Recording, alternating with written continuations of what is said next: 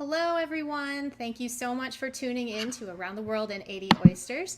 My name is Julie Chu. I am the founder of In a Half Shell and host of this show, which is exploring international oyster culture, cuisine, and appreciation. So today we are visiting Latvia. And here I have with me is Renars Purmalis, who is the oyster chef at Restaurant Burzujs in Riga. So I'm going to bring Renars up. Hi Hello. there, how are you? Very good. Very I good. forgot to put these on. Thank you so much for being here. Thank you for inviting me here. Excellent. So we connected on social media, which is always fabulous. And I guess I first wanted to give everybody sort of a little geography tour of where you are, and then have you tell us about your interest in oysters, how it came to be, and what you do now. So let me pull this up. All right. So you just told me this before we started, but here we Yes. are. And you're in Riga. Just so everybody has perspective, if you zoom out in Europe, it's where you are. What time is it over there right now? It's 7 o'clock, 7 p.m. here, evening. The perfect time for having oysters at restaurant or at home or at some meeting. Virtually. If only you could throw the oyster through the computer. I could just catch it. Okay. Awesome. So you were in Riga. Your restaurant is also here. Yes, and maybe I can pull that up too. Yes. Yes. Yes. Perfect. Oh, voila, right in the center. Yes, it's in the center, and you can easily find it. Um, We opened just 5 years ago, but it started not connected with oysters at all. It's just passion what brought this restaurant to the name, which can call it oyster bar or oyster restaurant. Did you Uh, start at the restaurant from the very beginning? uh, I I came and joined in few parts in the beginning, but most job I did in last 2 years. Before that, it wasn't so much about oysters. It was just Yep. about local good products, about good ice cream, and Ooh, just I like ice cream very much. And, me too. but it wasn't connected so much with oysters. Me myself I was interested in oysters. My friend Martin was interested very much in oysters, and he was traveled a lot around Europe with oyster stories, and and he gave this in a good way uh, this knowledge about oysters to me. Well, And when did you discover that you liked oysters, and what made you decide to start, it looking was into it? some 8 years ago when I worked in a restaurant, and we had 5 different oysters, and it was there was as well first time where I opened oyster, and I saw how people enjoyed it, and I loved this product. I understood that it's great, but nobody knew anything a lot, like some deep information about oyster. And I asked the chef, and he said just a few words. It's from France. What do you want to know? And a lot of oysters as well were thrown away because we didn't know how it should smell like or look like, and how I know and remember they were as well not necessarily right. I could say that, but at that moment I understood if nobody knows a lot, so I would like to discover this world of oysters. And my friend Martin was next to me in this restaurant, and he knew as well. He was working already for a few years with oysters, and there was some gastronomic shop and a small restaurant about seafood, and he knew already a few things about oysters, and he traveled, and he told me, and I said I want to as fast as I can to go to some oyster farm to know this information from their source. Yeah, Uh, that makes sense. Now you so will tell me a little bit about Latvia's seafood culture in general? Is seafood popular in the country? And if so, what is the role of the raw oyster back then versus now? So it's not so popular. It's now it's more like fishes are popular, or herring is popular. What is in the or sea, but it's not very rich with seafood. It's just a few kind of fishes, mostly with a lot of bones. So most of people are smoking the fishes. So the smoking culture in Latvia is quite rich, and so smoked meat, smoked fish is popular around Latvia, and as well, or this. I could say this is not a sea. This is like a big lake, because salinity is quite low, and for seafood it's not enough this amount of salt, and as well the plankton which is in the sea is not enough, and it's not right environment for this kind of clams and everything else.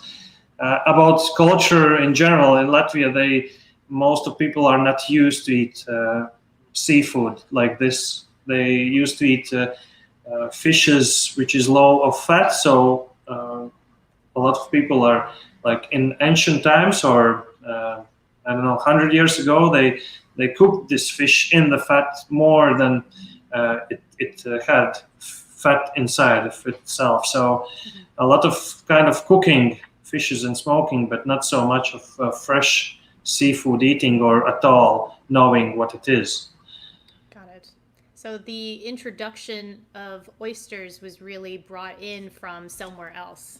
So when we got outside of Soviet Union, the borders were open, and there we have one very famous chef here in Latvia who came from Great Britain, and originally, but he's Latvian, and he brought a lot of things which Latvians didn't know, and one of these things were oysters. And I remember that he told that this is oyster, this is seafood, and you should swallow it. And this is like a very bad topic, which is like a rumor which is going all around all the time, that oysters you should swallow. This is like a myth which is I'm fighting every day.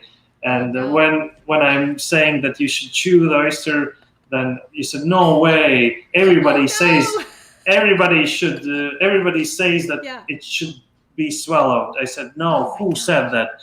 And people don't know the source where they hear that. I said, but can you, like, it's the same like fake news.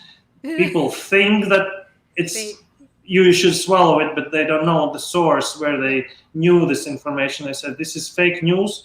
You don't swallow the oyster, you chew the oyster. So for introduction about Latvian information about oysters, it's in beginner's level, but we are, as fans of oyster, as Restaurant Burzujs and me, Renars, and we are trying to give this knowledge to people from as much as we can, and set the record straight and make people really love it. I noticed that you have a fan of oyster poster behind you. Can you actually talk a little bit about? Yes, this is a platform where we are giving this knowledge about oysters. We are taking part in some street food markets where we are giving oysters. We are making oyster master classes, as well. Making gastro tourism with oysters. Like we are planning to have tourism, which destination is some oyster farm or place where native oysters are growing. I love it. Now, this is you with a bunch of oysters in front of the restaurant. Yes. Yes. The thing is that in Latvia and in Baltic Sea, there's no oysters. So all oysters are imported. Okay. But this is not a bad thing, because if I compare one small town, village, or city next to the sea where they produce oysters, um, most hopefully they will have few types of oyster because they are living next to the oysters and they will not order oysters, for example, from Ireland. We as restaurants, we take the best Europe could have, and we are ordering oysters from 5, 6 different countries. And in this festival, in the picture to the left, there was 12 or 13 different kind of oysters Wow. in one festival. So it's crazy. So it's like explosion of oyster knowledge for beginner people. But a lot of people as well know what's oysters about. And if they say negatively, I tried oyster in France and I don't like it anymore. I said, try here in Latvia and you will see that we maybe can offer something better. Because maybe in street food in some small village in France, maybe you will not experience the best special type of oyster which we are importing, because we are trying to import the best ones from the best farms we can find, and the diversity is very high. So I couldn't imagine some other restaurant where there's 12 different kind of oysters in the same plate. That's quite a lot. How many countries are you importing from? Can you list them? Yes, it's from the south. It's Portugal, France, many types as well from Mediterranean. There's places from France. Then there's Denmark, Holland, um, Ireland as well, England, and mostly that's it, I think. Yeah. So most those are all European oysters. Yes, Yeah. just European oysters. Okay.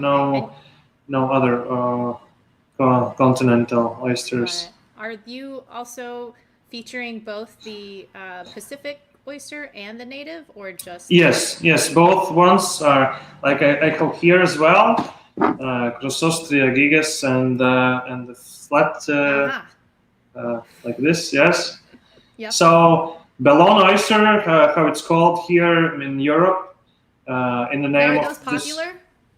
Are those more popular? No. This is less, of course, popular. less popular. But this is more popular. I could say 95% of all consumption is Wow.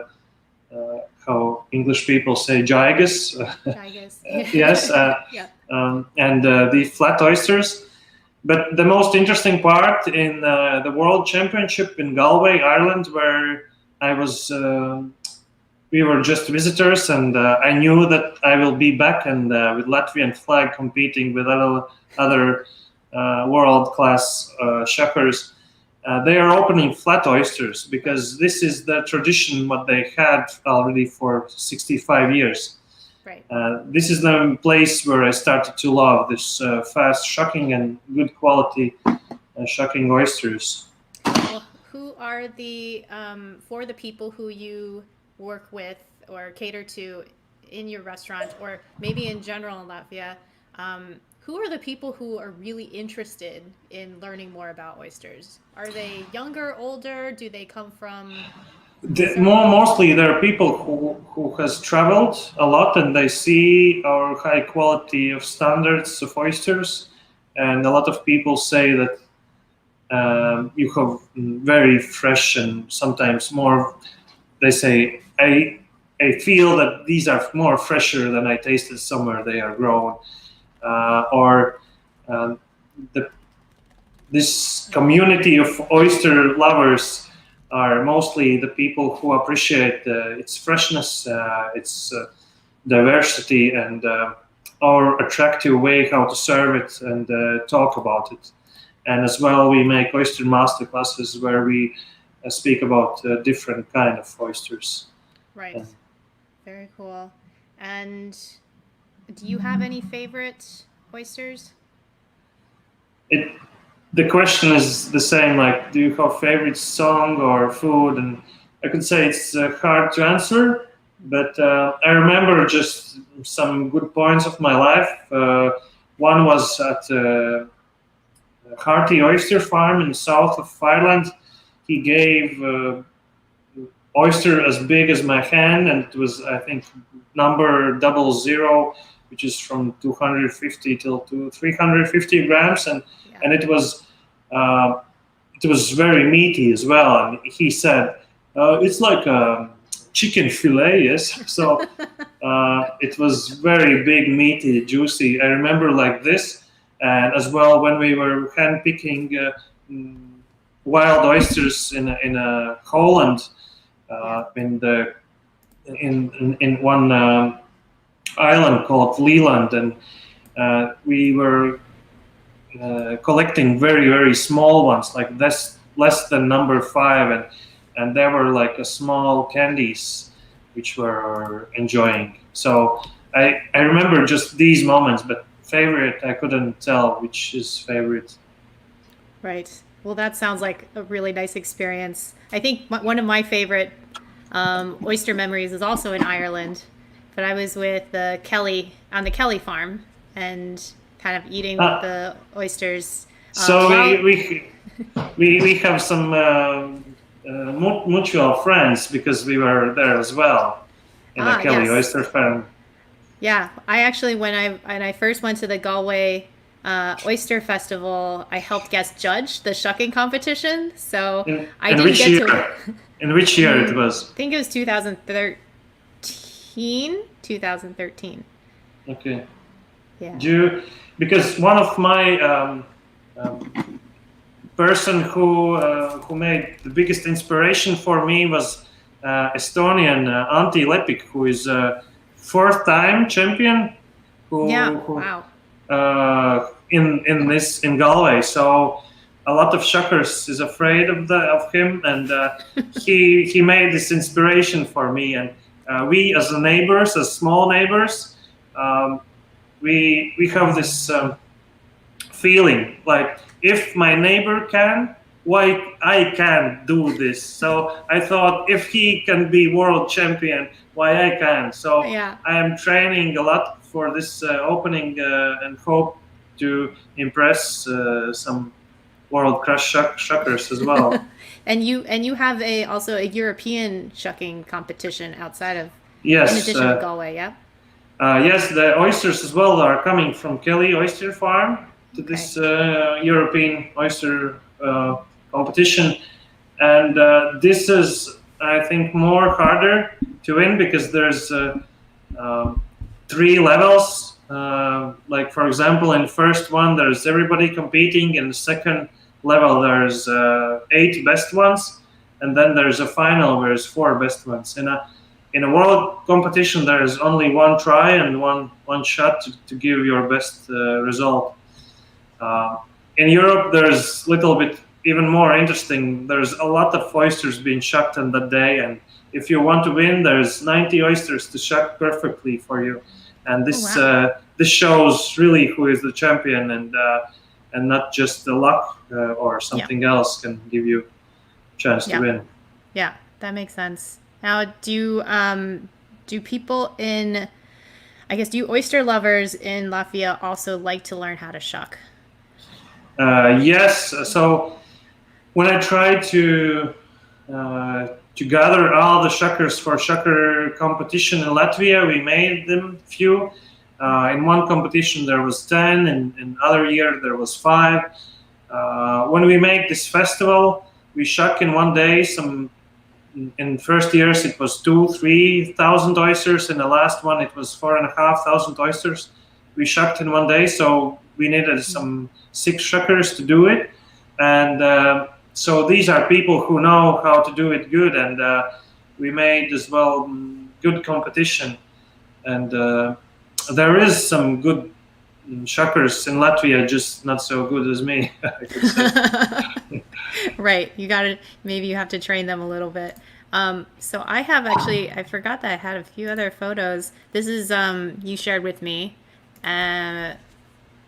Yes, So here, this is in Cancale, in this next to this small oyster market where ladies are opening oysters for you, and I went there to see them more closely.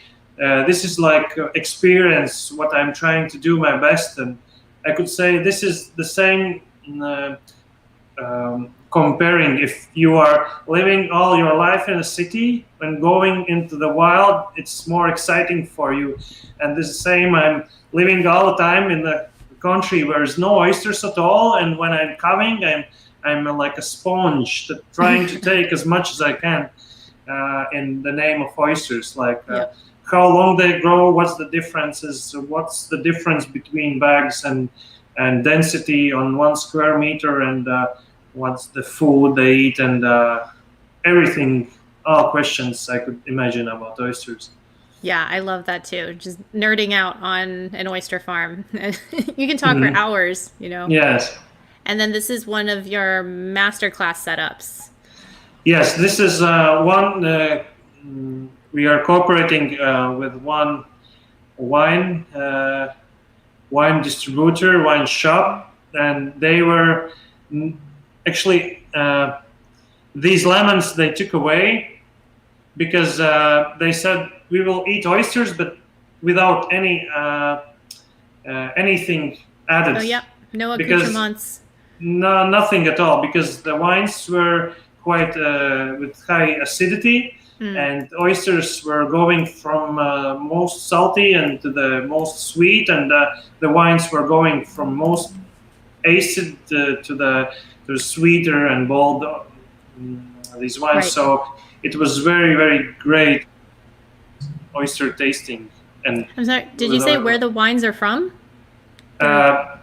Wines were mostly from France. Oh, okay. I could say. It's for me. It's hard to describe a lot of different wines. I'm not the expert in that, but I gave this introduction and description about oysters, and people from wine business gave this specific wines to compare together. Got it. Are there any? Well, first of all, is any wine being made in Latvia or beer? Yes, for some time we were in Guinness World Record Book as the country most to the north who is making wine, actually like wine from grapes. Mm-hmm. But we don't have so popular this grape wine. We have, but it doesn't has great texture. We have a lot of wines, if you can call them, from quince, from apples, from all different kind of fruits, plums, and everything else. Yes. Gotcha. Okay. And then you also have, well, I see a bottle there of something, but this is also in France when you're enjoying some oysters. This is an oyster farmer who just, actually he said, oh, I have this farm for 10 days now.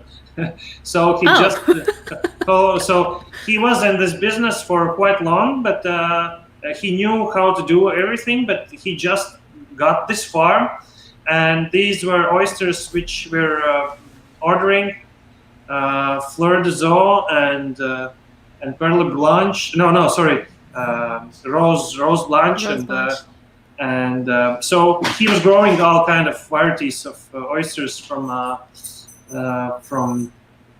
this Marin or Oléron region, the Fin de Clair, Spécial de Clair, and Poussin Clair. Poussin Clair, cool. And then the final pictures are of the shucking competition. Yes, this is like we made other countries to little be afraid of us, because in beginning they said, where you're from, Latvia, is that actually oysters at all, or because you ever shucked any oyster, or and then when I showed the result, and I was my time was in first part 6th best, so all of people run to my oyster plate and looked who is this guy? Who is this guy? my result was 2 minutes and 37 seconds for 30 oysters, and Wow. now is a lot better. It's just I had 2 months of training for that moment, but now it's a lot better. Excellent. So you will be competing again. I guess I probably imagine this year there isn't a competition, maybe next year. No, not this year, but I'm trying to train myself in every masterclass or event or just Friday evening when there's a lot of people in restaurant. I try to train myself as usual, as often as I can. Gotcha. And so I think there's been maybe someone who you know, Pierre Baudry is watching, but it sounds like he has a question about the oysters that were being shucked for the competition. Yes, these are flat oysters. How I said, the tradition is coming already for 65 years, and in Europe in generally, oyster, which is called Crossostria gigas, this gigas oyster, is not so long in Europe. Actually, it's only last 40 years here. It's because these oysters are imported from Canada and Japan some 40, 50 years ago. But 65 years ago, when the competition started, flat oysters were very popular here, so we shucked them. And continue to shuck the flat oysters. Yes. Got it. And I guess finally, I just wanted to know, because I asked everybody this, if you could visit anywhere else in the world to try their oysters, where would you like to go first? First, actually, I canceled my plan this April when I wanted to come to Jerseke in Netherlands. So it was just a plan to have bigger variety of oysters, and my plan is to dig as deep as I can in Europe oysters, because I have a plan to have a lot of different oysters in my restaurant. But of course, someday America is so big I couldn't even imagine where I could go. I just want to mention that as well, to eat as well one oyster in live. Here's a small fruit which is called quince. Yes, maybe you know this fruit, which is, yes. I just picked this Sunday, and this is very, very sour. We call it Latvian lemon. And there's the technique when you freeze it, because it's quite hard. When you freeze it and defreeze it, you can squeeze the juice from it, and it has great taste, like this acidity and deep quince, interesting taste. So this time I cut small part of quince inside, cut from its shell, and oh god, I'm happy to be here. That's amazing. I'm very jealous. I would love to try that. That would be a really nice pairing. You don't need a lot, do you? It's just a little bit. How fantastic. Well, No thank worries. you. Thank you, Renars, for making me jealous and for doing this show. I do hope you get to travel with the same as me. I've been just dying to get outside the U.S. and go to some oyster places. So perhaps, let's meet in our oyster festival someday. Yeah. When does that usually happen? Usually we make it twice a year in May, in beginning of May and beginning of September. So we were trying to do it twice a year. Okay, perfect. Well, sounds like a good plan. Yes, of course. All right. Well, thanks so much. Okay. Have a good rest of the night. Bye. Awesome. So that was Renars Purmalis, the oyster chef at Restaurant Burzujs, although it's spelled Burzujs. I cannot pronounce that in Latvian, so sorry. If you like this episode and this series, please give it a like and subscribe, share it with your friends. And I continue to plan on doing these kind of more gradually, slower pace than earlier this spring. But I'm hoping to cover a lot of other fun oyster loving or oyster curious countries out there. And I think that's about it. So stay tuned for the next one.